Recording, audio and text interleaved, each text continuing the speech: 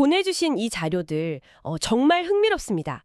기독교 신앙의 가장 중심에 있으면서도 아마 가장 많은 오해를 낳는 단어, 바로 하나님 나라에 대한 깊이 있는 탐구인데요. 하나님 나라가 가까이 왔다는 이 선포, 이걸 들으셨을 때 여러분은 어떤 이미지가 떠오르시나요? 어떤 사람은 로마 제국을 뒤엎는 거대한 정치적 혁명을 떠올렸을 테고요.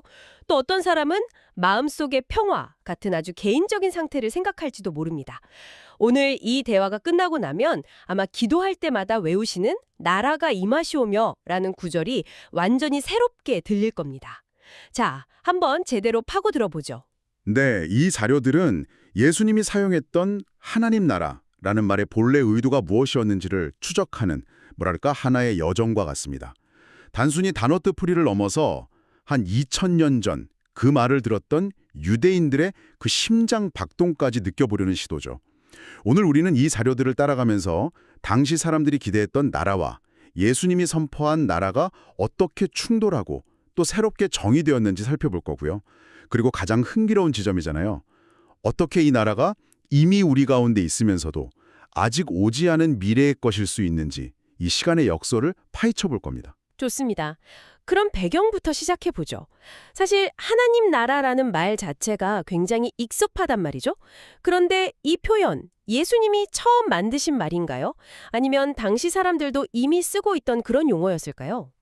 아주 좋은 질문입니다. 자료에 따르면요. 하나님 나라라는 문구 자체가 구약 성경에 명확하게 등장하지는 않아요.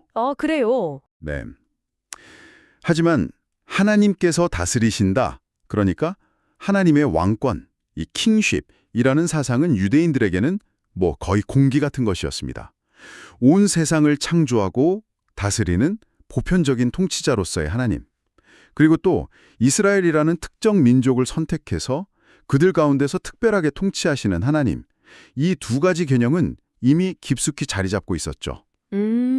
그러니 예수님이 하나님 나라를 말씀하셨을 때 사람들이 전혀 새로운 이야기네? 이게 아니라 우리가 알던 그 이야기인가? 하고 귀를 쫑글 세웠을 겁니다. 아하, 그러니까 완전히 새로운 발명품이 아니라 기존에 있던 운영체제, OS를 가지고 와서 완전히 새로운 방식으로 재해석한 것에 가깝군요. 맞습니다. 바로 그 지점에서 충돌이 일어났을 것 같은데요. 당시 사람들이 기대했던 나라랑 예수님이 보여준 나라, 그 가장 큰 차이점은 뭐였을까요? 정확합니다. 자료는 그 충돌 지점을 한 세 가지로 명확하게 짚어주는데요. 첫째는 정치적, 민족적 기대를 뛰어넘는 보편성입니다. 보편성. 네, 당시 로마의 압제 아래 있던 유대인들에게 하나님의 통치는 곧 로마의 통치의 끝을 의미했거든요. 그렇죠. 당장 눈앞의 고통을 해결해줄 현실적인 왕국을 바랐을 테니까요. 바로 그거죠. 우리 민족을 위한, 우리 민족만의 해방과 독립을 가져다줄 강력한 메시아의 왕국, 그게 그들의 간절한 기대였습니다. 네. 바로 그 지점에서 예수님의 나라는 그들의 기대를 완전히 배반합니다. 배반한다? 예수님이 선포한 나라는 이스라엘이라는 울타리를 훌쩍 뛰어넘어 버렸거든요.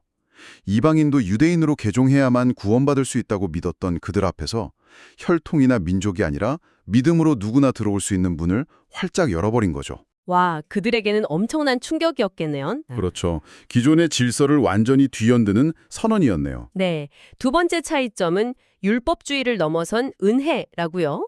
이건 또 어떤 의미죠? 당시 종교 지도자들에게 하나님 나라에 가까워진다는 건 기존의 율법을 더 철저하고 완벽하게 지켜내는 상태를 의미했습니다. 더 많은 규칙, 더 엄격한 적용, 이런 걸 통해서 의로워지는 방식이었죠. 네. 그런데 예수님의 나라는 정반대의 방향을 가리킵니다. 율법 조항 하나 더 지키는 게 아니라 세리와 창녀처럼 율법에서 가장 멀리 있다고 여겨졌던 사람들 있잖아요. 네, 그렇죠. 그 사람들이 초대받고 용서받는 그 자료의 표현을 빌리자면 전에 없던 놀라운 은혜의 구체적인 역사들로 가득 차 있었던 거죠. 율법의 강화가 아니라 은혜의 폭발이었군요. 바로 그겁니다. 마지막 세 번째는 물질주의를 넘어서는 영성. 이것도 흥미롭네요. 당시 사람들이 기대했던 그 물질적인 복이라는 게 구체적으로 어떤 거였을까요? 그들의 종말론, 그러니까 세상의 마지막에 대한 그림에는 아주 감각적이고 물질적인 요소가 많았어요. 예를 들면요. 예를 들어 메시아가 오시면 땅에 엄청난 소출을 내고 포도나무 한 그루에 수천 개의 가지가 열리는 식의 그런 풍요를 상상했죠. 아, 그런데 예수님의 가르침은 그런 물질적인 풍요 대신 하늘의 기쁨 같은 내면적이고 영적인 가치를 이야기합니다. 잔치, 보물, 진주 같은 비유를 사용하시지만 그건 문자 그대로의 부유함이 아니라 영적인 실제를 가리키는 도구였던 거죠. 자료의 분석처럼 유대인들에게는 문자적인 감각주의였던 것들이 예수님에게는 영적인 실제를 담는 비유의 틀이 된 겁니다. 와, 이렇게 세 가지를 듣고 보니 당시 유대인들이 얼마나 혼란스러웠을지 상상이 갑니다. 그렇죠. 익숙한 단어를 쓰는데 그 의미는 완전히 다르니까요. 그런데 사실 저도 그리고 아마 많은 분들이 가장 헷갈리는 부분이 바로 다음 주제일 겁니다. 이 나라가 이미 왔는데 아직 오지 않았다. 이 개념 말이죠. 이건 뭐 거의 시간여행 영화처럼 복잡하게 들리거든요. 맞습니다. 그리고 이 개념을 이해하는 게 하나님 나라의 핵심을 꿰뚫는 열쇠라고 할 수 있습니다. 자료는 이 양면성을 아주 명확하게 설명해요. 먼저 이미 임한 현재적 나라가 있습니다. 현재적인 나라? 네, 이건 눈에 보이지 않는 내적이고 영적인 나라죠. 예수님께서 성령의 힘으로 귀신을 내쫓으시는 걸 보고 이렇게 말씀하셨잖아요. 하나님의 나라가 이미 너희에게 임하였느니라. 이건 지금 이 순간 예수님의 사역을 통해 이 땅에서 시작된 현실이라는 선포입니다. 아, 지금 여기서 경험할 수 있는 현실이라는 거군요. 어떤 미래의 약속이 아니라. 그렇습니다. 하지만 동시에 아직 오지 않은 미래적 나라도 존재합니다. 미래적 나라? 이건 역사의 마지막에 자료에서 말하는 세계를 변화시키는 큰 격변을 통해 완성될 우주적이고 가시적인 나라입니다. 모든 죄와 고통, 불완전함이 사라지고 하나님의 통치가 완벽하게 실현될 최종적인 상태, 그걸 말하는 거죠. 아, 그러니까 과정인 동시에 목적지라는 말이군요. 그렇죠. 시작되었지만 아직 완성되지는 않은 상태. 자료에서 이 복잡한 개념을 아주 기가 막힌 비유로 설명하죠. 씨앗의 비유 말입니다. 네. 마가복음 4장에 스스로 자라나는 씨앗 비유, 이게 이 양면성을 완벽하게 보여줍니다. 한번 그 비유를 떠올려 보세요. 농부가 밭에 씨를 뿌리고는 밤에 자고 낮에 일어나고 하는 사이에 씨앗이 싹이 나고 자라나잖아요. 네. 그런데 어떻게 그렇게 되는지 농부는 알지 못하죠. 이것이 바로 이미 임한 현재적 나라의 모습입니다. 우리의 이해를 넘어서 우리가 잠든 사이에도 조용히 그러나 분명하게 신비롭게 성장하는 생명력. 아, 이제야 이해가 되네요. 그러니까 우리가 밤낮으로 노력해서 억지로 키워내는 게 아니라 하나님의 나라는 우리가 인지하지 못하는 사이에도 스스로 자라나는 생명력 같은 거군요. 바로 그겁니다. 그런데 비유는 여기서 끝나지 않죠. 열매가 익으면 농부가 곧 낫을 댄다고 말합니다. 추수 때가 온 것이죠. 아하. 이것이 바로 아직 오지 않은 미래적 나라의 도래를 상징합니다. 점진적이고 신비롭게 성장해온 나라가 결정적인 순간에 갑작스럽고 분명한 모습으로 완성되는 겁니다. 와. 이 비유 하나에 현재와 미래, 과정과 완성, 신비와 명확함이 모두 담겨있는 셈이죠. 그 비유 하나로 그 양면성이 확 와닿습니다. 좋습니다. 그럼 이제 이 하나님 나라의 실체가 무엇인지 좀 더 구체적으로 들어가 보죠. 이 나라에 속한다는 건 정확히 무엇을 경험한다는 뜻일까요? 자료는 하나님 나라의 본질을 하나님의 지상권, 그러니까 그분의 절대적인 통치권이 실현되는 세 가지 영역으로 설명합니다. 네. 첫 번째는 권세의 영역입니다. 예수님이 행하신 기적들, 예를 들어 병자를 고치고 귀신을 쫓아내는 사건들은요, 단순히 사람들을 돕는 착한 행동이 아니었어요. 아, 그런 게 아니었군요. 네, 그건 영적인 전쟁의 선포였습니다. 이 세상의 어두운 권세를 잡고 있는 사탄의 통치를 정면으로 깨트리고 하나님의 강력한 통치가 이 땅에 침투했음을 보여주는 시대의 표적. 그거였던 거죠? 시대의 표적. 네. 일종의 영적인 D-Day 상륙전 같은 겁니다. 단순한 치유가 아니라 영적 전쟁에서의 승리를 선포하는 행위였다는 말씀이시군요. 굉장히 역동적인 그림이네요. 그렇죠. 두 번째 영역은 의라고 하셨죠? 네, 의의 영역입니다. 그런데 여기서 말하는 의, righteousness, 우리가 보통 생각하는 법정에서의 정의, 저스티스나 사람들 사이의 공평함과는 약간 개념이 다릅니다. 어떻게 다른가요? 성경적인 의는 하나님과의 올바른 관계 그 자체를 의미하거든요. 그래서 하나님 나라에 속한다는 건 그분의 통치 아래에서 창조주와 피조물로서의 관계가 회복되고 바로 서는 것을 뜻하죠. 아, 그러니까 여기서 말하는 의는 법정에서 시시비비를 가리는 정의라기보다는 마치 연주자가 조율기를 보고 악기의 음을 기준음에 정확하게 맞추는 상태, 뭐 그런 거군요. 하나님이라는 절대적인 기준음에 내 삶의 모든 현을 맞추는 과정, 그렇게 이해해도 될까요? 와, 완벽한 비유입니다. 네, 하나님 중심적인 개념인 거죠. 그리고 마지막 세 번째 영역은 복락, 즉 최고의 행복과 기쁨의 영역입니다. 복락. 하나님 나라는 그 자체로 우리에게 최고의 선물이자 기쁨을 주는 실체라는 겁니다. 자료에서 언급하는 비유를 생각해 보세요. 어떤 사람이 밭을 갈다가 우연히 엄청난 보물이 든 상자를 발견해요. 네. 어떻게 할까요? 그걸 다시 덮어두고 돌아가서 자신의 모든 소유를 다 팔아서 그 밭을 사버리죠. 아, 자신의 전 재산과도 바꿀 수 있는 절대적인 가치를 발견한 겁니다. 하나님 나라가 바로 그런 것이라는 거죠.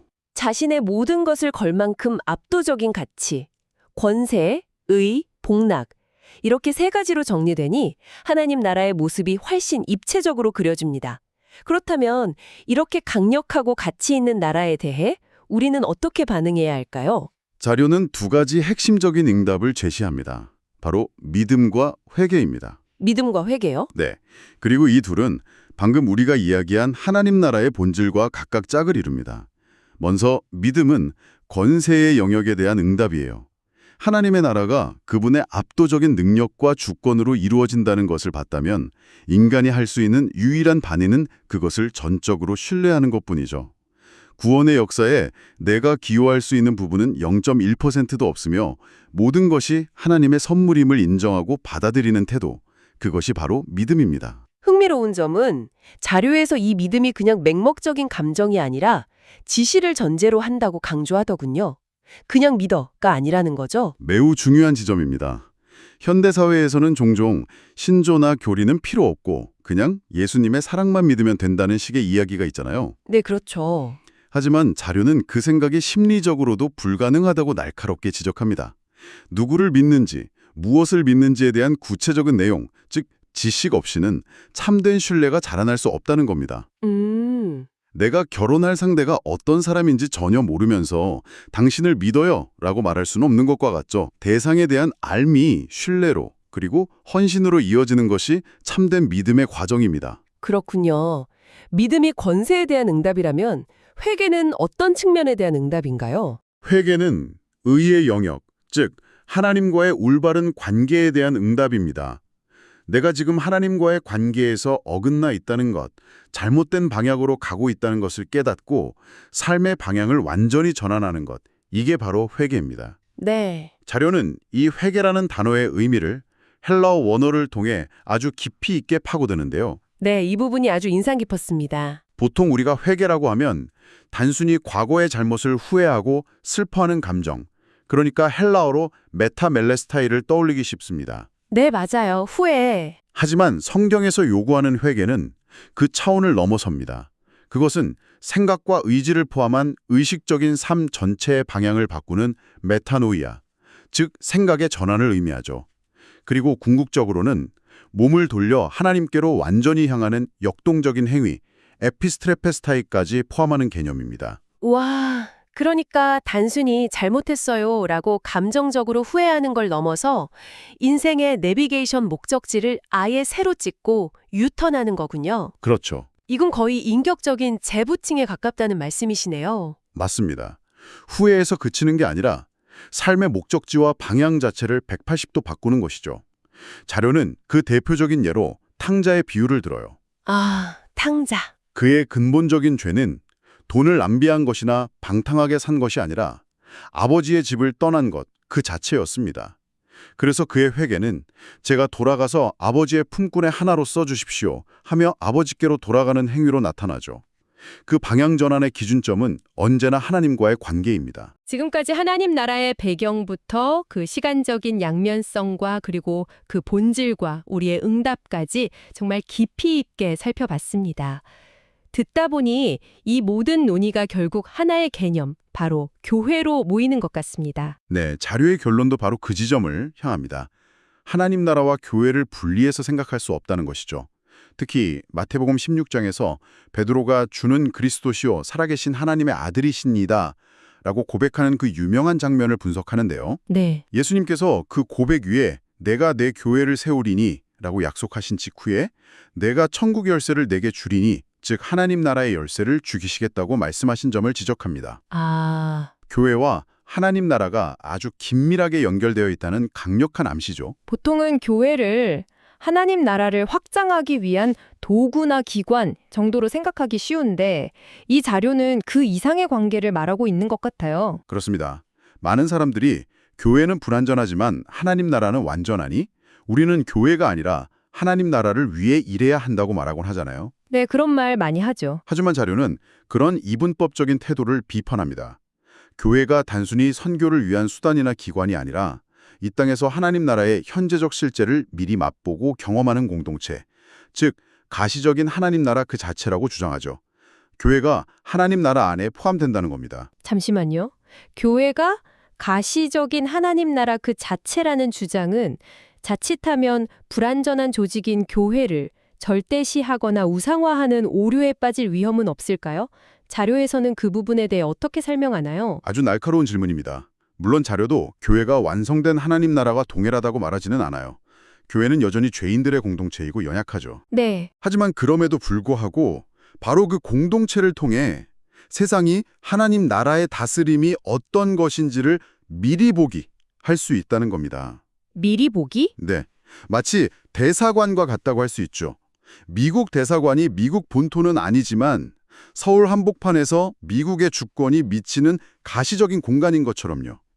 교회는 이 땅에서 하늘나라의 통치와 문화를 보여주는 전초기지라는 의미입니다.